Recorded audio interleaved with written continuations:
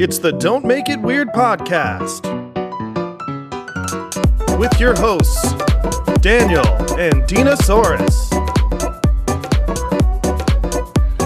What is going on, everyone? Welcome to the Don't Make It Weird podcast. I am one of your hosts, Daniel Quigley, and I am joined, as always, by the gorgeously galvanizing, gregarious gift herself, Dinasaurus. What's going on, Dina? Hi. Oh my goodness, you are rolling in with a pup. Listen, our YouTube fans are getting a little extra special treat. We got our emotional support dog here bright and early. What's going on, Dina? I had to hold him because I was going to run him over if I didn't. So. We do not want animals harmed in the making of this episode or this shirt. Yep. All right. Sure. Before we get to that, we need to get to the man who holds on to the ones who really care, because in the end, they're the only ones there. When you get old and start losing hair, you can find the only adult in the room, producer Sean. What's going on, buddy? Some more amazing original prose from you, apparently. I am a so musical genius, guys. I'm just here to bring some classical art to the show. That did sound pretty musical, actually. Listen, can we just talk about, because listen, I need to get my drink going because I've got my Don't Make It Weird mug. I'm doing a terrible pour. Yes. It says Buffalo on the back. Yeah, you need to get your mug, Dina. Yours is on the way. It's in the mail. All right, Dina. What an episode we had last episode. Huge shout out to our guest, Ashley Hutchinson. Tell me about you. I said Hutchin. That's wrong. Yeah, Her name is Ashley Hutchison. There's an N on the show sheet. There is. Yeah. This is one of those. Yeah. Guess what? This is one of those Ron Burgundy teleprompter incidents. If you write it, he'll say it. I was reading what was on the screen. Oh Ashley Hutchison. Ashley, I'm so sorry. I don't mean it. Please forgive me. I'm sorry, baby. I just want to be friends with Lost Boys. Tell me, what was your favorite part of the episode, Dina? I love how quick she is. She is so quick, and she just schooled us all. Also, Cheryl is 100% her doppelganger. What the hell? That was scary. That was crazy. And listen, man, she was so funny. And I know she was so nervous, getting ready to go on. And we thought it was going to be oh, man, it's going to be a shy thing. And, dude, she got out there. She was burning me. She was burning Chad. Mm-hmm. I mean, unbelievable guest. I know we say this every time. I think we're really fortunate because every single guest we've had, I'm like, all right, so when's a cool time we can bring them back again? I ask about every guest. I want every guest back. Yeah, we're going to have a whole guest reunion segment. But listen, if you love that episode, you need to check out Ashley's work. She's got 2 of her own stories, A Map to the Stars, and just recently released The Garden of the Golden Children. You can also check out from Lost Boys Press Ghost River by Chad Ryan, the Chimera anthology, and Not Meant for Each Other anthology. It is filled with so many good authors. I mean, everything they're putting out is gold, dude. Yeah. I also didn't realize that Priscilla was one of the authors on that, and I was like, oh, girl. Listen, her story's really good. Oh my God, listen, I'm not going to say that I, after reading it, went into my drawer and rearranged the utensils, but I might have done that. It's a precaution you should take, I think. Yeah, no, listen, I'm just trying to keep my relationship up and running here. But listen, you can find links to all of these stories in the descriptions. And man, this episode I'm so pumped up for because we're going to be talking about to kill your characters in our topic today. And even more so, our Dina story time that you guys selected on Choose Your Own Adventure. Dina, tease us a little bit. What do the folks have to look forward to? today we're going to talk about that time that I interviewed for the wrong job, and I still got it anyway. I'm really excited That's for some this real one. interview skill, and it was so fucking awkward. Okay. Yeah, I'm super excited for that one. That was I know we should have been looking after Criminal in the Backyard, but this was kind of the one that I was Next time. Yeah, a little pumped up for. So honestly, it's probably my cringiest story that I have. Speaking of cringe, on this episode, if you guys stick around to the end, after popular demand, he fought it for so long. Producer Sean is going to read our Cringey Copulation, and I am so excited for this. Same. So now I did 2 sound effects, Sean. Get with it. this brings us to our first segment of the day, which is hit the party button, Producer Sean. Let's go. Yeah. Oh, hey, it's us. All right. Sorry. Time for our real first segment of the day. Where did we fuck up, Producer Sean? Embarrass me. Where did we fuck up? There wasn't a lot last week. There was a couple of things. Well, much like in this episode with the Ron Burgundy teleprompter issue, it took us a little while to get started. We had to do the intro 5 or 12 times because there was confusion over Ashley's name, and then you couldn't get through her book titles. So normally I would leave it in, but it's a solid 10 minutes before we get anywhere. So I am going to cut it out, but the people need to know that I was just classic Yeah. me. Yeah, so the people that watched last week's episode just know that a lot of that hit the cutting room floor of Daniel saying Hutchinson, and then us all arguing over which pronunciation is correct and whether or not he said it right. He said it. And then Ashley was right. Hutchison. He said it wrong. Oh, And I was like, thank you. I've never messed up a name before. Never. First time for everything, buddy. And I know we don't talk about sports on this show, and it's because it's not a sports show, but Daniel and I are both sports guys. Ashley's a sports fan, and we spiraled off into a little conversation about college football, and Dina was just looking at the screen, eyes glazed over, because it was like we were speaking Chinese. Didn't know what Auburn was. Didn't know what bowl games were. Doesn't know what the SEC is, and we're just sitting here like. But then she saved it, though. Yeah, she saved it. She brought it back. What'd she do, Daniel? Oh, I don't even remember. Listen, I don't remember. You don't remember? No, not at all. She said, "Go 49ers." Oh, and then we were just like, "All is Oh forgiven." yeah, that was All is really well forgiven. done. That was well done. Hold on. Did you notice Dina's shirt? Yeah, what does that say? Is that Dina? Dina, what are you wearing? This is actually a gift. It says "Proplifting is not a crime." It's a gift from ML's Garden Shop. Hey, ML Garden You guys should Shop. go check them out, and you should wear this shirt with me and take selfies and post them on Twitter. Oh my God! Representing ML's Garden Shop. Listen, if one person does that, you know what? I will get any one of our former guests' book for anyone that can show a picture of themselves wearing the prop lifting shirt. If someone just wears this prop lifting shirt, any guest that has been on this show, I will send them. I will send one of their books, your choice, to you. Okay, so let me translate that for everybody because that was all over the place. Yeah, that was a lot. Daniel's saying that if you go to etsy.com/shop/ML Garden Shop and buy the Prop Lifting is Not a Crime shirt, and you post a selfie wearing that shirt, Daniel will personally buy the book of your choice from any of our previous guests and send it to you. Yep, you should just speak for me all the time because that was way better than whatever I just said. All right then. We've got a brand new game segment, and I'm so excited for this one. Producer Sean, tell the folks at home about it. This is called How Well Do You Know Your Co-Host? That voice was amazing. That sounded like my voice. Should I continue with the 60s game show host voice? Oh God, yes, please. Yeah, I love producer Sean voices. Okay, today we're gonna find out how well Dinasaurus and Daniel know each other. Ooh. I mean, because listen, people have always talked about, and I'm going to be a little cocky here, that me and Dina have a ton of chemistry, you know. We've never actually met face to face. We actually haven't known each other that long, like only a couple months, but we got real chemistry, wouldn't you say, Dina? Chemistry. So we're going to put that to the test. Producer Sean came up with a bunch of questions.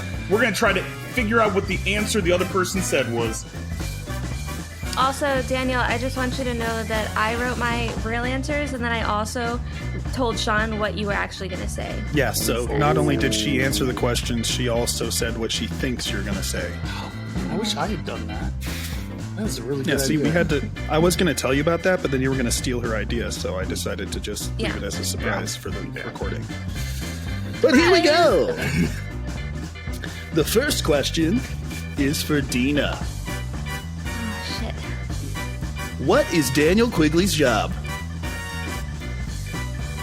A sports ball grudge match. No. Yes, that's correct. That's the one. It's like sports coaching, but like it's with... I think, right? I'll take it. I'll take it. Hold on. We're gonna cut that because I definitely don't want name associated. Oh with yeah, the don't show. tell people. Okay, wait. What do you do, Daniel? Oh, I am definitely a soccer coach and a sports director for a youth athletic organization. Director. All right. Daniel, this next question is for you. What is Dinasaurus' job? She is a sign language interpreter. She does a lot of things. She goes to conventions. She's also on phone. Yeah. You actually nailed it. You nailed it. Congratulations. Good job! I said that you were going to say transponster. Or we thought you were going to say that she has an OnlyFans or something. Oh, God, that would have been such a good answer. Yeah, it would have been. Listen, we would have just sent the internet into tizzy if they thought that she had an OnlyFans. All right, Dinasaurus. Where was Daniel born? Not in Weed, California, but like in California. And damn it, really? Fuck! I can't believe you got this wrong. Where were you born, Daniel? While I was raised in the Bay Area in California, I was actually born in Gainesville, Florida. Go Gators. What? This has been brought up on the show know that. before. You did know that. Yes. No, because I would have been like, hey, Florida! Did I just ignore him saying Yes. Probably. Yeah, no, that's fair. Yeah. You also don't remember anything, so. No, It's I true. don't. All right, That's why I Daniel. thought I was going to fuck up this game.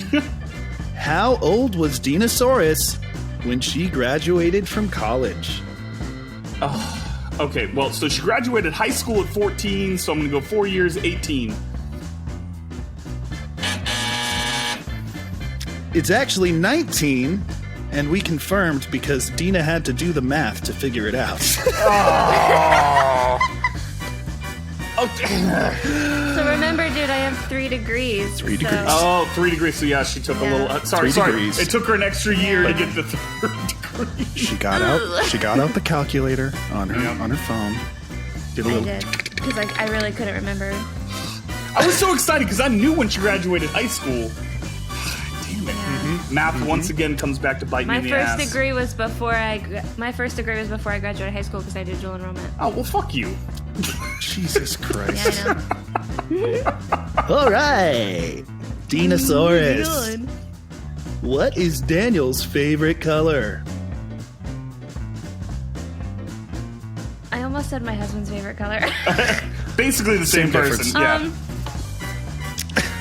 Is it Danaranja. green? Damn it.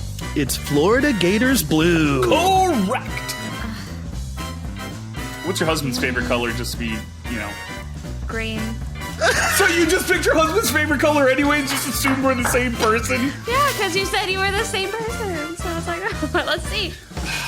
Now, this is the real test right here. All right. This is what I consider to be the easiest question to answer about Dina. If it's her favorite color, it's Yeah, it is. turquoise. Oh my God! Oh, it's teal. No! Technically teal. It's okay. Teal, you dummy. Teal and turquoise are the same color. I knew you were going to get it wrong. Same color. Same color. They are. This is exactly. They're very similar. This is exactly like ostrich and emu. I would give him that. Dude, oh no! Now you can't have that. No, we're gonna double buzz that. Sorry. Teal. Okay, teal and turquoise are the same color. I understood. I'm wearing the color. That's the reason that it's our color. Exactly. That's why it's so surprising and awful that you got it wrong. It's not wrong. It's the same color. Wait. Okay, we're doing this.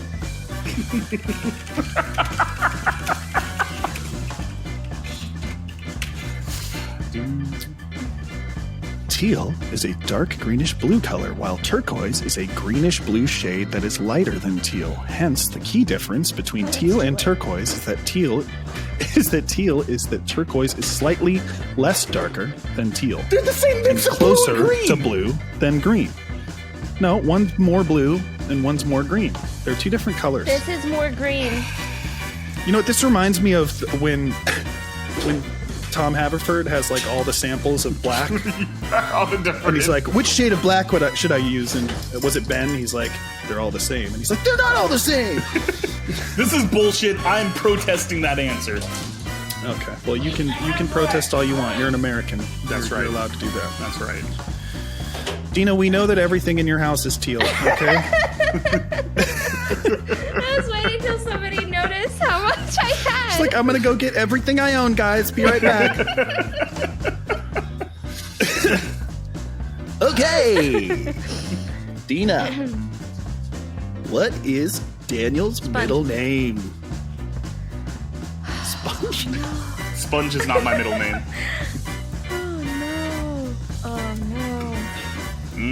I don't think this has ever come up. So to be fair, I mean, it's never come up. But you know he's Jewish. Yep. It is a biblical I'll give name. you, it's a biblical name. Yeah. So you got like a 1 in 20 chance or something. Joseph? Oh my God! Hey! Wait, shut the fuck up! Oh my God! You got it! No! Oh my God! Victory lap. No! Victory lap. Daniel couldn't even get teal, but you guessed his middle name with no prior knowledge of it. No, I gotta reset. I screwed up a lot of stuff. Oh my God, that's incredible. That was such a shot in the dark, and she got it. I thought for sure she was gonna give me like one, because she only knows like the really weird like Old Testament. Like I thought she was gonna give me a Hezekiah or something. Something with a Kaya. I thought on about it for saying sure. Obadiah. See? Yeah. But I was like, no, if it's Hebrew, and what goes with Daniel? Joseph. Apparently Joseph. Shout out Corley. Yeah. I can't wait for the answer to this next one. Daniel? Yep. What is Dina's... Or sorry. Let me clear the throat. What does Dina's perfect day look like? Describe it for us. Wait, while he's thinking. Well, so Dina wakes up in the morning. Timaranja is obviously not nearby because, you know, Dina's a lone wolf. So he's made like a really nice He's breakfast. on the right track. Yeah, he's made really nice breakfast and left. She proceeds to watch 8 hours of Firefly because she's forgotten about all of it. It's really just the same 2 episodes over and over again.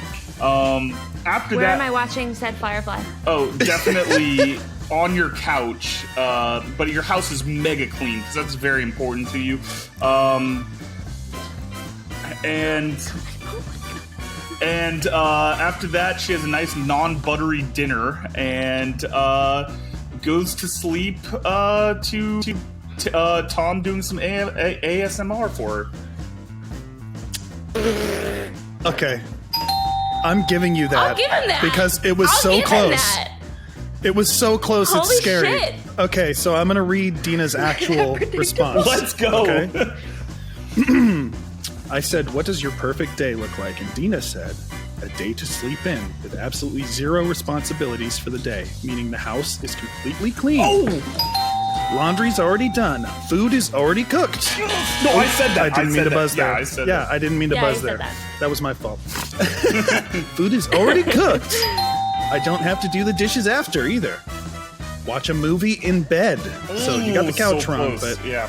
snuggle the dogs. If I lived up north like I wanted, then I would go for a hike in the mountains if it was a cool autumn day. Bubble bath, wine, face masks, full on pampering myself. So you got like 70% of it right. Yeah. So Yeah. That would have been enough to get me impressive. Yeah. The Impressive. only reason why I would, like, I didn't say couch. I would have said couch, but I don't allow any screens in the bedroom. So, like, I would want to, like, be a rebel. screens in the so bedroom. That's like Yeah, your no screens in the rebellious bedroom. behavior. That's a controversy. Yeah. We're gonna have to do a poll. Yeah. Screens in the bedroom? Yeah. Question mark. Yeah, I'm Because like I'm that. very pro screen in the bedroom. I've fallen asleep with the TV on my entire life. I know it's bad, but it's just part of me. Works for you. Yeah. Yeah. Kelly likes it too, so we just fall asleep watching stuff. That works. Shout out Kelly, I love you, It's like beautiful. an ongoing battle. Hey, Shannon. Oh, Oh okay. yeah, got to throw one of those in. Yeah. All right. Oh, Shannon and Sean, now that we know their couple name, even though he spells Sean incorrectly. Shannon. Yeah, Shannon. Shannon. So if you fell asleep, Shannon, just know that we are going to shout you out every 5 minutes from here on out, because you're not allowed to fall asleep on us, Shannon. Yep. All right, Dinasaurus. What is Daniel's favorite song of all time? Bop. That is correct.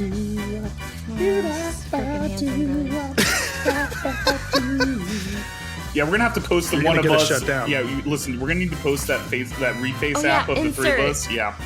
Yeah, I could do that. Perfect. I could do that. I won't, but I could. Oh, get him. Okay. All right, Daniel. What is Dinasaurus's favorite book of all time? She's got a lot of them. I know She narrowed it down to 2, so you have 2 shots. I'm gonna go, even though I know she did it out of order, which is gonna be an interesting thing, but I'm gonna go Aragon. Because she saw the Final movie. answer. Yeah, she went movie before reading the books, but I know she read the books and loves the books. So I'm gonna go Aragon. Dina, what was your answer? My all-time, like, Aragon was one that, like, I had to remove from the list, but my all-time favorite is 9 Lives of Chloe King or the Wizard of Oz series. Haven't heard of the first. No idea what that is. So I'm gonna have to. Oh my god, really? No, dude, I've read it like 7 or 8 times. Oh my god, it's so good. All right, Also, Okay. part of Dina's response was, "This is such a mean question." Oh yeah. Well, I think I've got a mean one coming her way if I have a good guess of what's coming next. Yeah, I think you know what's coming next. Dina, That's what she said. Yep. Oh, fuck. no, I don't think you know what's coming next, actually. If you could get anyone living in the world to be a guest on the show, who would Daniel pick? This is what I thought. Not Jesus. No offense. Jesus He's- seems he's like a not cool a G guy. for Jesus. Also not alive. Not always good. Unless someone Also knows not something. alive. Oh yeah, living. Unless someone knows something. Hey, Jesus is alive. He's with me in my heart. I'm not gonna say what I was gonna say. Okay. You got no chance. One of the Hanson brothers. I don't have. I mean, I like the answer. The model from Wheel of Fortune. Like I don't know. What is that? Vanna ever? White? When has Vanna White ever come up in ours? I don't know. So Daniel gave a joke answer and a Katie serious Holmes. Oh, answer. sorry. But I was a little bit serious in my joke answer. Well, Okay. he said Tabor Pepper, who is the long snapper for the San Francisco 49ers, does not write, has nothing to do with literature. He loves reading. He's a big fan of the next person I said. Okay. He loves reading. Okay, so we're stretching now. We're reaching. Daniel's actual answer is Patrick Rothfuss.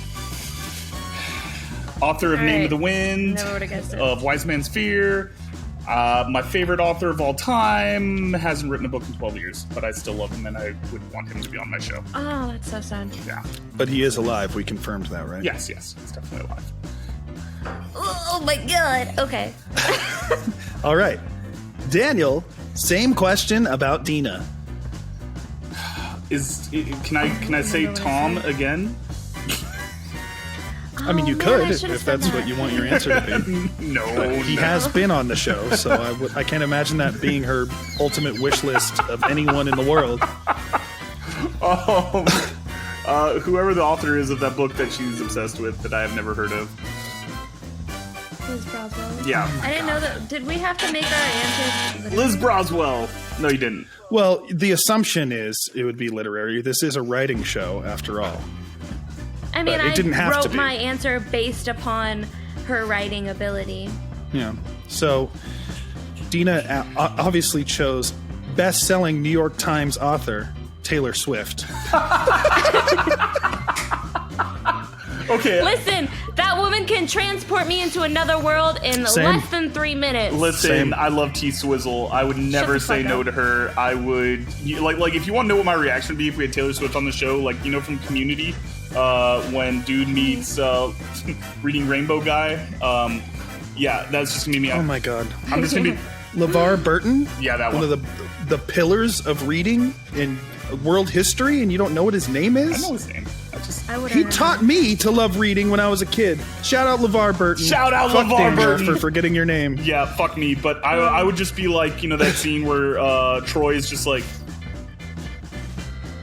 yeah, just staring. I feel like I would be okay because I work with celebrities, so I feel like it would be like we would become best friends. We're gonna have to talk about that off air. That's how it goes. Yeah, wait, are you already besties with Taylor Swift? Just wink twice if it's true. I won't tell anybody. She's trying to keep her eyes open. I have never met Taylor Swift. Okay, Dina's joke answer was Anakin, so that she could show everyone that he's a prick and whatnot. So she added a joke. Annie from Annie. Yeah. Okay. Yeah. I'm with you. Annie, are you okay? Are you okay, Annie? Yep. Yes, Yep, that guy. that one. The "You're not hot enough for me," Annie. Yeah. I definitely want to bring him on.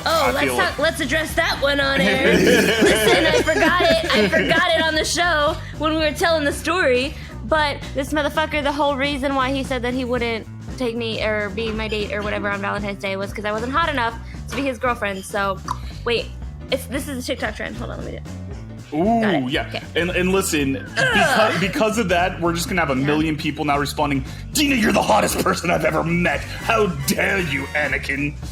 Dina. Yeah. At what age did Daniel move from California to Georgia? 17? He graduated from high school first. We had a whole conversation about this. He graduated from high school first. Do we have it on this episode? Not in this episode. It's been discussed in the past. I was like, oh, God. Yeah, it was 5 minutes ago. You missed it. Yeah, he graduated first, and he's born later in the year, so he was actually 19 at the time that he moved. Yeah, and he never came back, that fucking prick. Shake it off. It all comes back to Tay-Tay, baby. Tay-Tay, baby. It all comes back to Tay-Tay. All right. Daniel, you have read at least one of Dina's books. What is the name of her main character? Paisley. Damn it!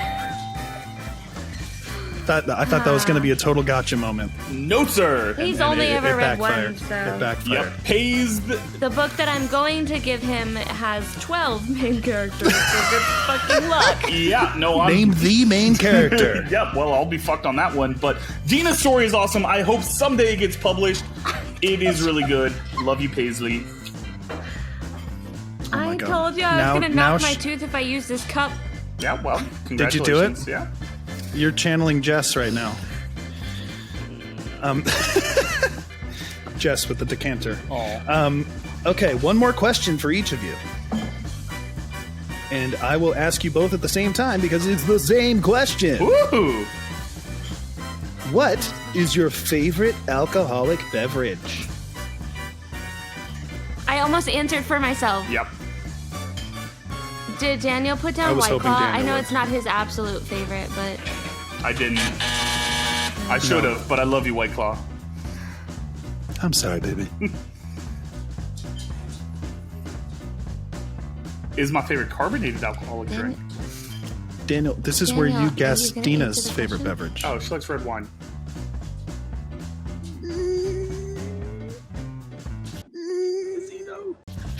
It's like... Oh, we gotta give it to him, though, don't we? Okay. Oh, God damn it. How did you know I liked red wine? It's cranberry wine is her favorite. Cranberry wine. And you can ship it to me at my P.O. box. Shout out to all of our fans. Just kidding. I don't have a P.O. box. It's fine. Well, now you have to get one. Yeah, basically at this point, you're going to get so much... Dude, that's so expensive. And this has been How Well Do You Know Your Co-Host? Well, but for the record, for me, Old Fashioned is my favorite drink. Oh, shit. Damn, I'm sorry. Did we care about your answer? No, we didn't. You're ruining our chances with White Claw right now. I'm sorry, White Claw. All right. Okay. So now it's time to get on to our subject of the day. To kill your characters in your story. Give us some good examples. Shout out Seanan. Shout out Seanan. Sean, I hope you're still awake. Sean with a WN. So Dina, we've talked about this before. In a lot of storytelling, it's, now it's kind of almost like a chic thing to do to kill off your characters. We're going to talk about some of the good examples, some of the bad examples, and if you're able to do it yourself. All right, so why don't we start with some of the bad of killing off characters in any storytelling format? Am I going to go with like my bad example first? Yeah, we're going to go bad first and we'll go good second. Okay, I'm going to hit... My dog jumped on the counter. Okay. I'm going to hit him hard and I'm going to hit him fast because I'm not pulling punches right now. Sirius Black. Ooh, hated the death of Sirius Black. I love it. That was a hard. We really got to love that dude, and they totally killer-rated him. It wasn't like, and I'm actually mad about it, and I don't think that she should have done that. Because it wasn't like, I mean, I get that, like, Harry doesn't get his happy ending with a family, but, like, Sirius didn't have to, like, adopt Harry and take him over and, like, take him off to a happily ever after. But, like, you took away everything, and that's just so shitty. Like, yeah. I've been disowned by family before, and I still have like somebody left, and I just wanted that for him. So I was like, yeah, just give him that little ounce of happiness of family. Yeah. And I agree. I mean, like, listen, so with my example of kind of the bad of killing off your characters, because I think it's kind of become a little bit of a chic, cool thing. You know, George R.R. Martin, especially in Game of Thrones, I mean, he hit some serious surprises. He was willing to kill off anyone and everyone, and you had no idea. No one was ever safe in his universe. And I think that that's created a trend since then where people are willing to kill off their characters. And, you know, in terms of as an artistic decision, I don't think I have a specific example of a time I hated it. But when I started researching this, I kind of found a trope that I really never realized existed. And, you know, studying it and studying some of the other ones, I mean, it's fascinating. Just we're talking about the history of literary storytelling in movies and stuff, which is this trope of bury the gays, which is something that happened a lot early 1800s, 1900s, and has kind of evolved a little bit, even in modern storytelling, where gay characters were the first ones to be killed off. They were oftentimes the villain. They were, you know, kind of the bad guy characters in a lot of stuff. And a lot of times, whether it was completely said or subtly said, you know, LGBTQ characters have been killed off at a much higher rate historically than straight characters. And I thought that was really interesting. Yeah. I was just going to say that was a thing that my dad actually pointed out to me as a kid.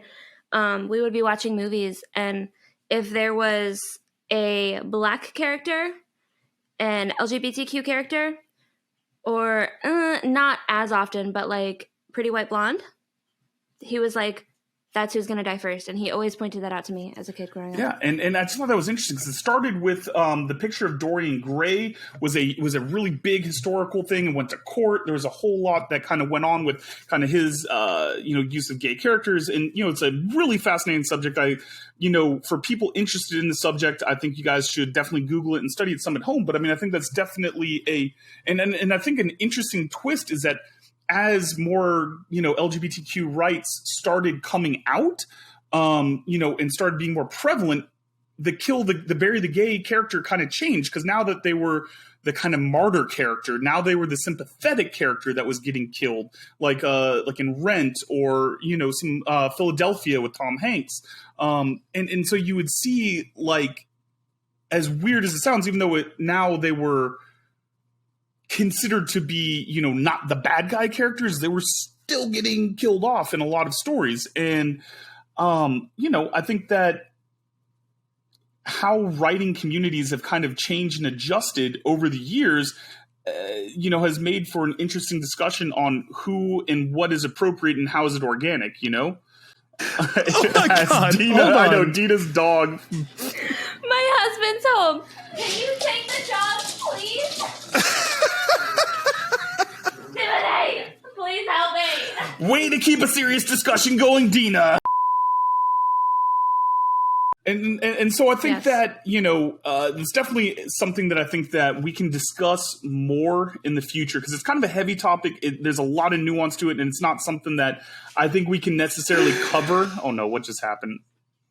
Oh, Dina. She's just chowing on cheese fries suddenly. So there's going to be a hard cut when she left. And then when it cuts back in, she's just going to be holding cheese dips. I love it. That is just goddamn perfect. Incredible. But yeah, so I mean, I think that's a heavy topic, an interesting thing that I never really thought about too much beforehand, in terms of the strategic decisions that you have to make, in killing a character, and some of the history behind some of the negativity. But let's switch gears. Let's talk a little bit about some of the good stuff. Sorry. Yeah. Oh no, I just wanted to say, like, my opinion about, like, was it called Bury the Gay? Bury. Is that what it's called? Yeah, Bury. Okay, you were breaking up a little bit, so I was like, I just don't get why we target people. Like, we're all equal, so why would we? I don't understand the whole idea of targeting people. I don't care what your beliefs are, and, like, if you agree or disagree or whatever, like, I don't like targeting people, so that just doesn't. Yeah, I mean, I think that's a little bit historic. I hope that trend has changed in the more modern times. I mean, I think that's an interesting area of exploration, in terms of why and how.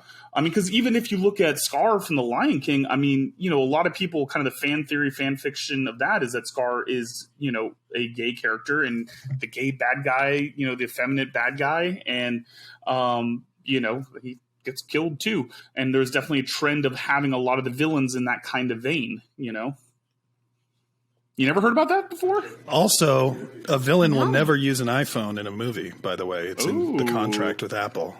So if you see a gay character with an iPhone, they're never going to be the bad guy. It's true. That's really interesting. The murder mystery Knives Out. Yeah. You can figure out who the killer is based on what phone they're using, because they use like a generic phone and everyone else uses iPhones. Oh. It's no way! Apple, my God, I gotta rewatch it. Now Apple will not let you use an iPhone in their movie unless it's a good character using it. That's a huge spoiler. But didn't Apple, like, when we first came out with the thumbprint thing, people were chopping off people's thumbs to get to their fucking iPhone? You didn't know about that? I think that might be overblown. So, like, Apple, coming for you. I'll have to see. All right, so let's switch gears. When are some of your favorite examples of killing the character? Fault in Our Stars. Ooh, why is that? I love to hurt. I get that reference. I want to feel the trauma, the pain, and the betrayal. What made it work so well for you? Well, they started off sick. Spoiler alert. They die sick. So, I have a family history of cancer, and I had a tumor when I was a kid too, and I feel like I just related to it, and I was just like, damn, what happens if I fall in love and, like, I'm destined to die, and, like, like, I really related to it, and I thought that it was done beautifully, and, like, it was just like, I just grasped onto it. I really did. I don't know why. He's a beautiful author. Perfect. So I'm going to pick one that is going to give a little spoiler. So I'm going to give a little pause here. If you are interested in reading Gideon the Ninth, we're going to give you a little skip ahead to point because I don't want to give away anything because this is a massive spoiler. All right, guys? So you've been warned. If you ever want to read the book Gideon the Ninth, really good book, pause, skip ahead. To avoid spoilers, skip ahead 1 minute. So Gideon the Ninth is this kind of fantasy sci-fi apocalyptic book that came out a couple years back. And I've never seen a book do this before. It is told through the character of the tertiary of Gideon the Ninth, the main character. Everything goes straight through her eyes. Everything is about her, the whole story. And they fucking killed her off at the end of the book in a totally not coming back, can't retcon, can't revive sort of way. Gideon fucking dies at the end of this book. And it was such a twist. The next book is called Harrowhawk the Ninth, and the whole series is now about the secondary character that was introduced in a huge part of that book, but they literally killed the main title character, the only point of view character. That's so interesting. And it was really well done. It was one of those twists where I went, oh shit. Like, I just remember putting that book down and going, wow. Like, it is hard to get me that good, and man, Gideon the Ninth got me. All right, end of spoilers. Talk to me really briefly about, have you killed off any characters in your books, and what was the emotional journey to making that decision? I was actually talking to John Ortega. Yeah, Ortega. Shout out Storm's Child. Yes. I was talking to him about this evening, actually, and I was working on killing one of my characters. So in my love triangles, spoiler for whoever ever reads my book, which probably won't because it won't get published, I kill one of the love triangle people, and I can't decide which one, but like I was working on making it like an organic, natural death. Because I'm very much for killing characters. Yeah, and for the record... Edward, definitely Edward. Kill Edward. I'm sorry. Right off the top of my head, I actually got John's book title right. So Storm's Child, check it out on Amazon. John Ortega's a friend of the show. We love him. I can't believe I got that name right. Maybe we should just not write down plugs anymore, and you should just go off the top of your head. Maybe it's the reading that trips you up. Yeah, the reading portion of it. But yeah, so as of yet in my writings, I haven't killed a character. I have plans to at some point... But I love and rebuilt them, and I raised them, and I built them backstories. I know, that's part of my problem is I have to pick which one to kill, and I love them. Yeah. I don't want my loved ones to die. Yeah, and listen, we're not all as good as Thomas Anthony Lay, who also, much the same as George R. R. Martin, listen, just don't fall in love. That's all I'll say if you want to read one of Don't tell me this. which one. Don't tell me I'm which one. not going to tell you shit. I'm just saying don't fall in love. Okay? Thomas Anthony Lay also believes in the death of characters. That's why he's bae. That's why he's Don't tell Peter Sean. Oh, listen, Peter Sean's into killing people too. Our UK friends have no problem killing off freaking characters. Maybe it's just us Americans. Maybe we're too soft. Listen, I mean, that's what it could come down to. If you don't buy Peter Sean's book, he'll kill you. Yeah, I mean, he has no bias. All Everybody roads lead back to Peter Sean's book. This whole show is just going to be plugging all of our friends that have books. So, have we missed anybody yet? We got Jess, we got Peter Sean, we got Thomas Anthony Lay, we got Chad Ryan, we got Ashley. Yeah. Oh no, if I forget somebody, that's going to look really bad. We'll just add it in later. Producer Sean will just cut it in. Zoe's book isn't published. Yeah, Zoe hasn't by her album. Yep. And Played Again isn't out yet from our best friends of the podcast, Stevie Wildcard and Antoine the Star Puncher. Even though he doesn't go by it anymore, he's still Star Puncher to me. But all right, let's wrap it up, guys. Listen, so I don't even have any other thoughts. It's a great thing to do. I think it's a great discussion. We would love to hear what you guys think about what it's like to kill a character, how you're into it, and some of your favorites. We'd love to get your thoughts. Dina? Anything you want to add on? I like killing people and I like cheese fries. I don't know what to tell you. Okay. Oh, that is questionable moral activity right there. We're going to have to drink to that. Oh, shit. I meant characters. Yep. Dina definitely just... Speaking of which, quick reminder, we do have a listener drinking game, and if you would like to die of alcohol poisoning while watching this show, give it a shot. Yeah. Drink All right. responsibly. drink responsibly, guys. All right. And now we are getting to your favorite segment, my favorite segment, the world's favorite segment. It is time for Storytime with Dina. Let's go. This is going to be my superhero pose. Okay. It's story time with Dinasaurus. Okay. We're senior year of college, my final degree in sign language interpreting. She's 19 at the time, folks. In communications. Yeah. My degree is actually in communication disorders, but that's fine. Specialty in sign language interpreting. Blah, blah, blah, doesn't matter. Ugh. I was in my senior year. Hey, Brian. And I cut him out, you guys. Nope, can't cut that one out. Don't address the dog. Focus, Dina. No paying attention to dogs. So I was going for my first interview for like a big girl job, and I was like so excited. I applied online. It was gonna be an interpreter, a sign language interpreter at a school, and I was like, oh my god, like I'm an adult. Like I applied on a government website. Oh my god, their applications are way too much. Anyway, I was so careful because with sign language interpreters, our applications on these jobs are like so obscure. Like you can't really find like we're hiring sign language interpreters. You can't find that, so you have to know the terminology and everything. And I was so careful, and I did it all right.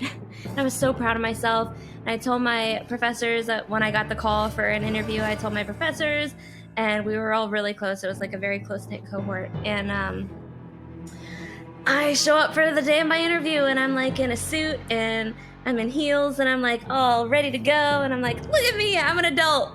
And I walk into the front little reception desk at the school, and I was like, hi, I'm here for my interview today at, I don't remember, 1 o'clock, whatever.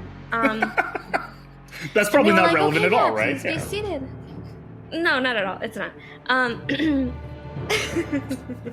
So they were like, please be seated. So I waited there, and like, I look like I'm in high school, and I'm just sitting there awkwardly with like my resume and like my little purse, and I'm like, look, I'm an adult. But like students are walking by, and they're like, what's up?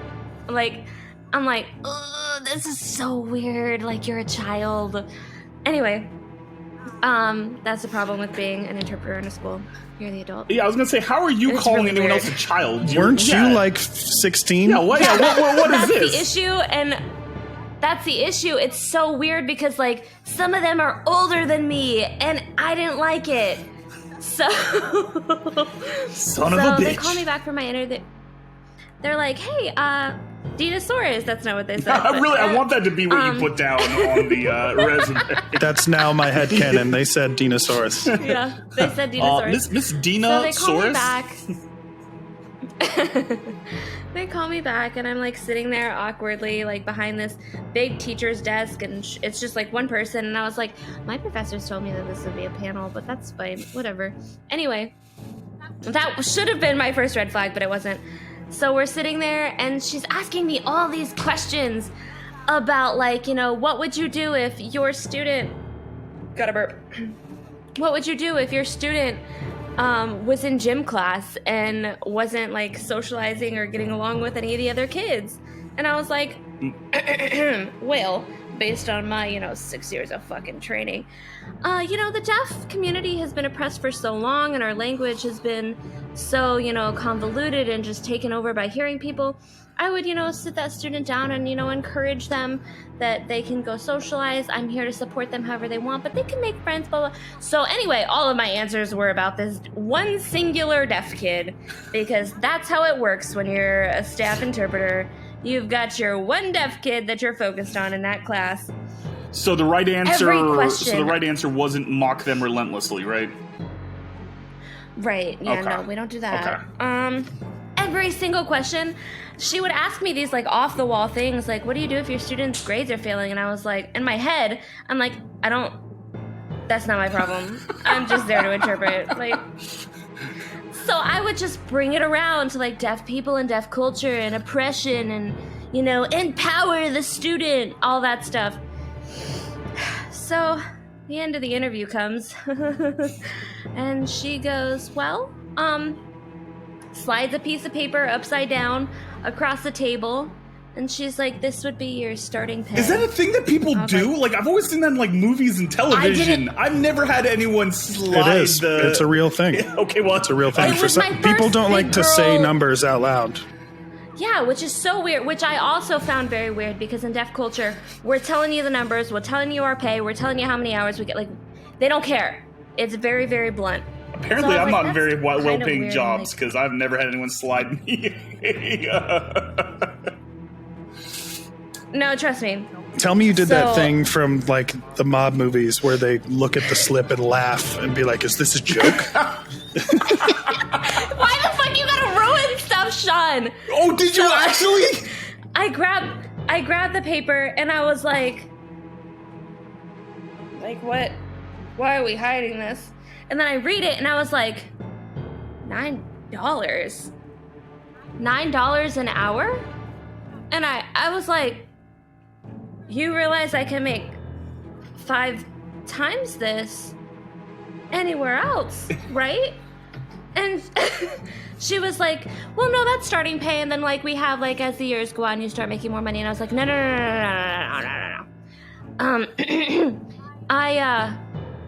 I'm supposed to make a lot more money than that. And she goes, well, I mean, it's just like a starting pay. And I was like, I'm looking at the paper and I realized that the top of the fucking paper says PE coach. Oh my God. I was like, oh wait, this is the wrong paper. Here you go, take that back. I don't want that. Like I have 2 degrees in this. I don't want that. I need the paper for the interpreters. And she was like, you're interviewing for the PE coach position. It's $9.23 an hour. And I was like, what? I'm doing what? So what now? She was like, yeah, you're interviewing for the PE coach position? I was like, no, I applied for the interpreter position. She was like, oh, well, no, that's not what we're hiring for, but like, do you still want the job? You have it if you want it. I was like, I respectfully decline. Oh my God. Okay. Got out. Hold on. Where did the wires get crossed? Like, did you apply for the wrong job? Did they list the wrong job? Like, what happened? I don't know, because I went back and I looked at my application and it said paraprofessional interpreter. Oh my God. Did you show up at like the wrong time? Oh my gosh, that's so good. That's so good. All right. So yeah, Dina's been a PE teacher now for the last 10 years, right, Dina? Nope. Oh yeah, that's another thing. My professors all found out, and because my friend told them, and they called me coach for the rest of the year. Love it. Yeah, she's a PE teacher, and she coaches exclusively in sign. Yep. Sports ball grudge match. That's how she teaches in sign. Dina, what is the sign for sports ball grudge match? Oh God, she has to spell it. I would not have. I would have to spell it. There's no sign for that. Yes. Daniel makes you dance like a monkey, even though he has no idea what any of it means. Yeah, she probably just told me I'm sure to F off at this neither point. do I. Yeah, I'm sure you just insulted him instead of actually doing it. I hope you did. Yeah.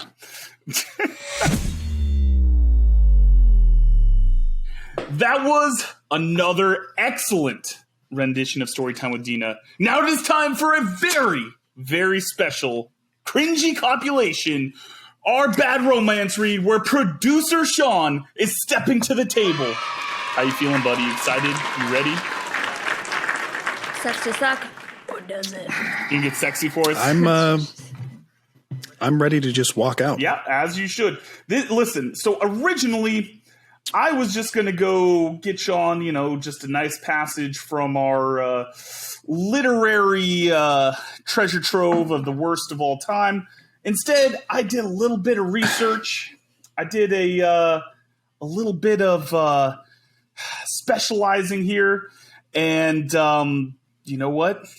I got a special one just for you, producer Sean. Check your phone. The highlighted portion. Yes. Here. Oh, God. Yep. I saw the first word. I haven't read it yet. Okay. I already know what it is based on the first word. Okay. I'm assuming this is fan fiction. Yes, this is. So this is brought to us. Oh no, did he take my? Nope. This brings us from a very, very special place. I scoured the internet long and hard for this one. That's what you said. Oh my God. It is called Extreme Coolicity. It is a fanfic by user Dice_Caston. Producer Sean, take us away. All right.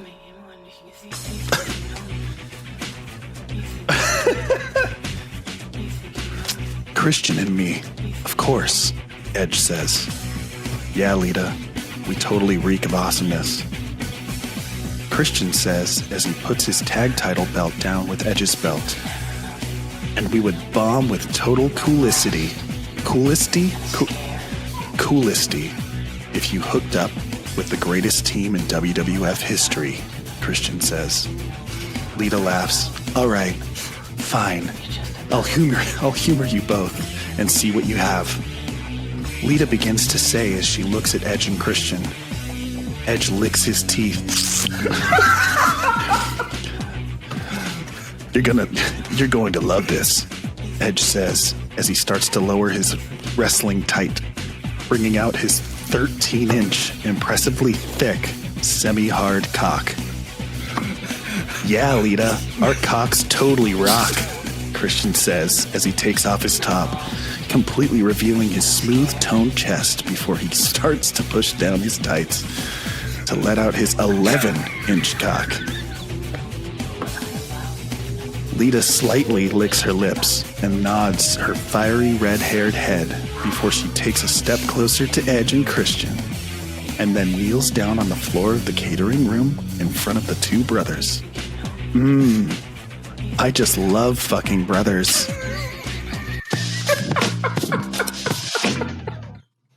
What the fuck was that from? It's a wrestling reference. So this is early Attitude Era wrestling. Two characters that me and Sean were big fans of back in high school. I looked at more wrestling erotica than I would like to care to admit. Man, listen, what got me was not only using the taglines, but 13 inches. And of course, Edge's cock is 2 inches bigger than Christian's. I want to talk about. Yeah. Oh, she got a ruler out. Okay, Dina's got a ruler to look at the size of. That's a lot to take. So is that a? Oh my God. Is that a 12-inch ruler? Yeah. So his is, and listen, this was semi-erect. This is bigger than my head. What the fuck? Listen, that's semi-erect, so we can assume he's got an extra couple of inches on the end of it once fully. Yeah, I don't know how he hid that bad boy in those tights. I'll tell you what. What am I gonna do with that? I can't do anything with 13 inches. Well, maybe Lita can. We'll find out later. Yeah, listen, this is like a 5-page sex scene. I only gave him the intro. But Sean, now here's where 11 inches. Yeah, I like that you're using your head as comparison right now. The small one was 11. It would be coolicity. No, I'm not going to say that on air. Yeah, is that what it was? Coolicity? Yeah. Cool city? Coolicity. Or coolicity. Yeah. Okay. Wow. All right, let's go into weird takes. Okay, go. Weird takes, Daniel? Oh, and it is time for the segment brought to you by all of you at home. You've used the hashtag Weird Takes to send us your weird writing opinions, and we are going to discuss it on air. Producer Sean picks the very best, and let's get to it Weird takes. Weird takes. And then someday we'll have Ian playing the banjo for us. Oh, please. Speaking of Ian. Oh. Ian Connery, at Ian Connery on Twitter. Oh, that's good. I did not plan that. That's outstanding. I'm excited. Yeah, that's really good. It's right Ian says, this is definitely not a popular view and may come off as prudish, but I think adaptations should stay true to the author's vision, parenthetically, unless the author says otherwise. For example, the Amazon Lord of the Rings series is rumored to have sex in it. If it were Game of Thrones, I get it. That stays true to GRRM's world. But because it's Tolkien's world, parenthetically, and he isn't alive to defend himself, that is wholly insulting to his values. I would be devastated if someone took my work and went against the heart of my story for the sake of ratings. I did not know they were talking about getting sex scenes in Lord of the Ring. My God. Dina, start with us. I need to compose myself. Give us your thoughts. Okay. I think that, okay, I get that then. I think that that's every writer's worst nightmare, because if my book ever went to the screen, I would want to be there and I would want to be involved. And like, this kind of reminds me of like the Percy Jackson series with Rick Riordan that's happening right now. How like he wasn't involved in the movies and he didn't like them. A lot of people didn't like them. I liked them. But a lot of people didn't like them. And now they're doing a TV series where Rick is actually involved. And people are like, have really high hopes for it because like it's got the author's take on it. So yeah, I think he's right. Yeah, I mean, honestly, I'm with you. I think that that's definitely a little bit of outrage. It's almost interesting because a lot of the times when a movie or TV series isn't faithful to the book adaptation, it's because they've taken explicit content and tried to censor it down. They want to take what might be a rated R and see if we can make this a family-friendly PG or PG-13. So it's kind of weird that we're seeing it in the... I think it's the opposite. Well, no. Now, in this new one, it's the opposite. But what I'm saying is that... Right, but I thought in general it was the opposite. People wanted to put more sex on screen. No. We're talking like early 90s, 2000. Now that we've gotten into this HBO, like I said, Game of Thrones has changed a lot of what people are willing to do. Same with streaming platforms. You're having a lot less, studios trying to nix stuff. So I think streaming's changed a lot because you're right. I think everything's getting more mature, more adult-like. I mean, we're getting even like comic stuff. And, I would hate it. I think that's a terrible thing to do to an author. I don't want to do that. So I'm with you, Ian. That's infuriating. Yeah. All right.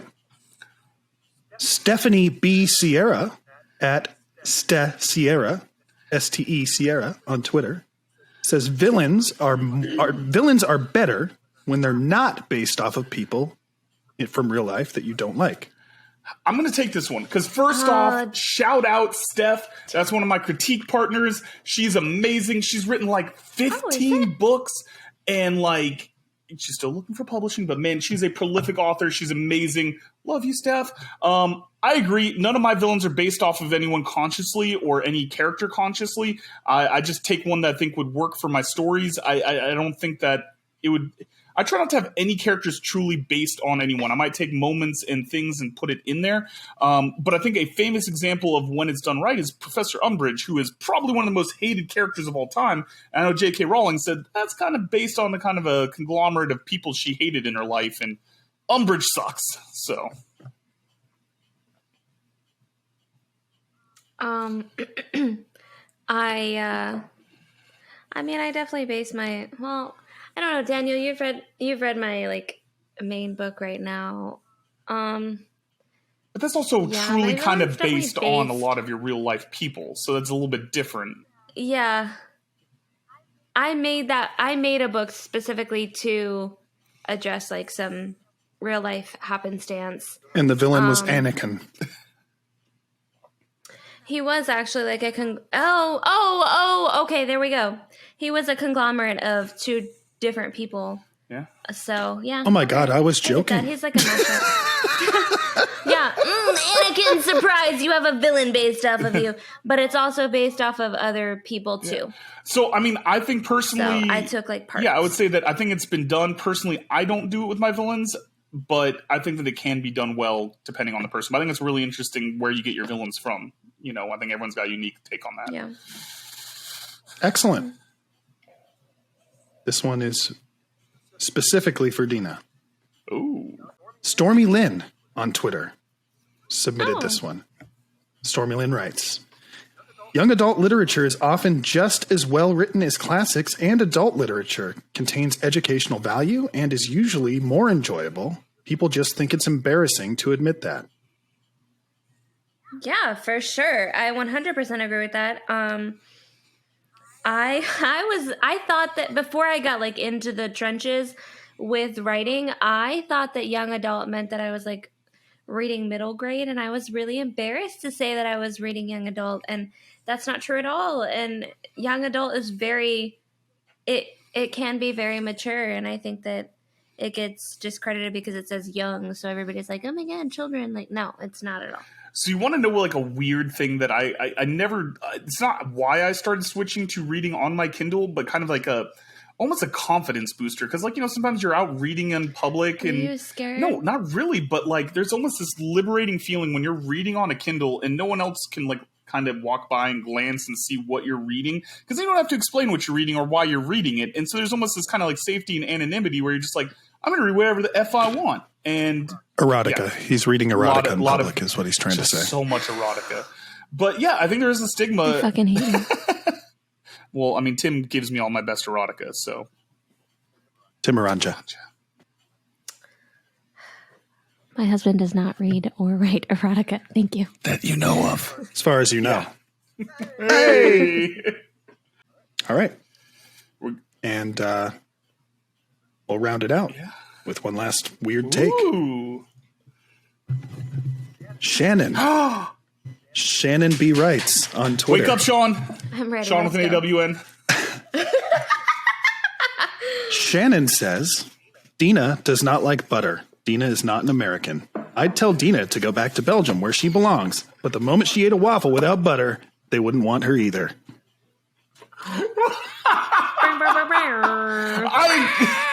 That's bullshit. I agree with everything you just said, Shannon. You are correct. Everything you said is right. Get out of our country if you don't like butter, Dina. Maybe she can get Belgium on our side. Yeah. Defend the dry waffle thing. Defend the dry waffle thing. Here's the thing. Butter leaves a nasty taste in my mouth. It leaves a film in my mouth that I don't want in my mouth at any point in time. That's what she said. Damn it, got it. It's okay. Wait, it's a similar film.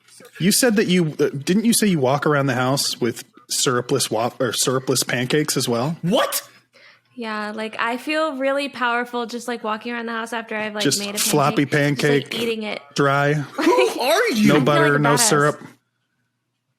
Yeah, I don't like sugar and I don't like butter. You're not American. Yeah, this show's over. Yeah, this is done. This is done. Go back to Belgium. Yeah, I don't really fit in with most Americans. So. God, Shannon brought the thunder. I love you, Shannon. Well done. Stand up for our country. This has been Weird Takes. This is where we're going to play the national anthem. We're just going to let me remove my hat real quick and just, yep. All right, guys, it is time to get ready for our next story time with Dina. It is time to choose your own adventure. Dina, what are the choices? Next episode. Go ahead, Sean. Next week on Arrested Development. I'm still in the mirror as Sean right now in my mind. Here's the thing. Y'all accuse me of being a narcissist and saying that I look at myself only in the camera. I literally only look at you two. And that's how I knew that that's what you wanted to say something. Okay. We can talk about the time that we found a military tank in my backyard. What? Full tank. Like a freaking Abrams? Was it the same guy who was a criminal? Is your backyard is it part of a military base? Is your backyard a Nexus event? Is it the Void? My backyard. Hey, no spoilers. I haven't watched Loki yet. Okay, no, next one is the time that my dog saved me from another dog attacking me. That's a good boy. Or we can talk about... very good boys. Or we can talk about the time that I dated a guy for a year and I didn't know that we were dating. Oh, that's also really good. How do you choose? Man, this is... I got nothing. Those are all freaking amazing. I can't get over the tank right now, so that's going to be a minute for me. Full military tank. Oh, man. Like that. All right. So, guys, before we get out of here, please remember you can send us your controversial or unusual opinions about writing on Twitter using #WeirdTanks for a chance to see your weird take featured on a future episode. You can check out our merch store where you get all of this great gear. We would love to have you support us. Buffalo Glass. Buffalo. And guys, it's been such a fun episode. Thank you so much for sticking with us. Wait. Tell him who's going to be on next week. Oh, my God. Let me tell you who's going to be on next week. It is my dude, Sir Rancelot himself, Rance Denton, the author of His Ragged Company, is coming on, and I'm telling you, this is going to be the weirdest episode we ever have, and I cannot wait for it. So guys, you can please like, subscribe, tell us nice things. We love that. It makes us feel warm and fuzzy inside. But until then, you can find me on Twitter at DanQWritesThing. DanQWritesThing, not Dank. It's Dank. Damn it, Rain. Look what you did. Dina, where can the folks find you? You can find me at Dinasaurus D. That's Big D like D's nuts. And producer Sean, what are you eating tonight? Not cheese fries. Pasta and garlic bread. Ooh, it's going to be good. Is there butter on it? Carbs on carbs. Is there butter? Always. So much butter. We don't cook without butter in We this have house. to eat extra butter to make up for Dina. All right, guys, thank you so much. We're out of here. Jazz hands. The Don't Make It Weird podcast, hosted by Daniel Quigley and Dinasaurus. Produced by me, Sean Holden. Theme song by Amaria. You can rate and review this show on Apple Podcasts. Got a question for Daniel or Dina? Call the Don't Make It Weird hotline at 347-69-WEIRD. That's 347-699-3473 and leave us a message. It could be featured on a future episode. And if you haven't already, please subscribe to our YouTube channel.